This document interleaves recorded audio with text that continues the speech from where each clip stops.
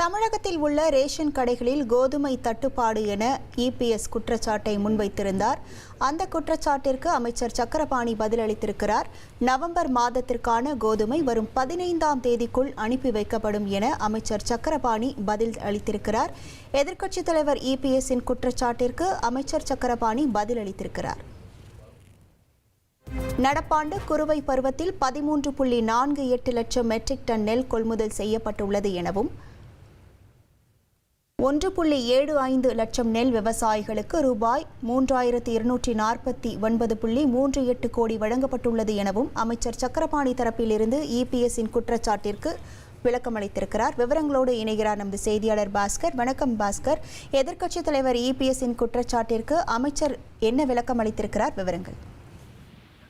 நடப்பாண்டு குறுவை பருவத்தில் வரலாற்று சாதனையாக 13 லட்சம் மெட்ரிக் டன் என்பது கொள்முதல் செய்யப்பட்டிருக்கிறாகவும் 1.75 லட்சம் நெல் விவசாயிகளிடமிருந்து கொள்முதல் செய்யப்பட்டதுக்கான 3249 கோடி ரூபாய் என்பது விவசாயிகளுக்கு அவருடைய வங்கி கணக்குல வரவு வைக்கப்பட்டிருக்கிறது என்பதையும் உணவுத்துறை அமைச்சர் சக்கரபாணி சுட்டிக்காட்டியிருக்கிறார்.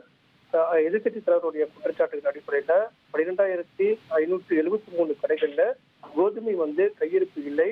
மத்திய அரசிடமிருந்து தமிழக நாட்டுக்கு பெறப்படிய கோதுமையினுடைய ஒதுக்கீடு செய்யப்பட வேண்டும் என்பதை வலியுறுத்துகிறேன். ஆனால் தொடர்ந்து கோதுமை என்பது ரேஷன் கடைகளில் வழங்கப்படாத நிலை இருக்கிறது என்பதைத்தான் சுட்டிக்காட்டியிருக்கிறார் எதிர்க்கட்சி தலைவர். அதற்கு பதிலளிக்கும் வகையில உணவுத்துறை அமைச்சருடைய இந்த அறிக்கை என்பது பொது விநியோக திட்டத்தில் பல்வேறு விதமான தொடர் நடவடிக்கைகள் எடுக்கப்பட்டிருக்கிறது. அதன் காரணமாக தங்கு தடையின்றி நியாய விலைக் கடைகள் மூலமாக மார்ச் 2025 முதல் கோதுமை ஒதுக்கீடு என்பது பழைய அளவுக்கு குறைத்தது போதும் தற்போது மாதம் 8576 மெட்ரிக் டன் கோதுமை என்பது மத்திய அரசு வழங்கியிருக்கிறது. இதைத் தொடர்ந்து நவம்பர் 2025 மாதத்துக்கான 8722 மெட்ரிக் டன் கோதுமை என்பது மாவட்டங்களுக்கு நுகர்வு அடிப்படையில் ஒதுக்கீடு செய்யப்பட்டது. கடந்த 3 மாதங்கள்ல கோதுமையுடைய நுகர்வு சதவீதம் என்பது 92% பதிவாகி இருக்கிறது. நவம்பர் மாதத்துல ஒரு 63% கோதுமை நியாய விலைக் கடைகளுக்கு நகர்வு செய்யப்பட்டிருக்கிறது.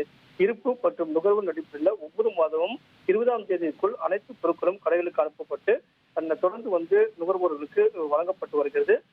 கோதுமையும் தங்குதடையின்றி வழங்கப்பட்டு வருகிறது அப்படிங்கிறது தான் உணவுத்துறை அமைச்சர் இதன் மூலமாக தெளிவாக அறிக்கை மூலமாக குறிப்பிட்டிருக்கிறார்.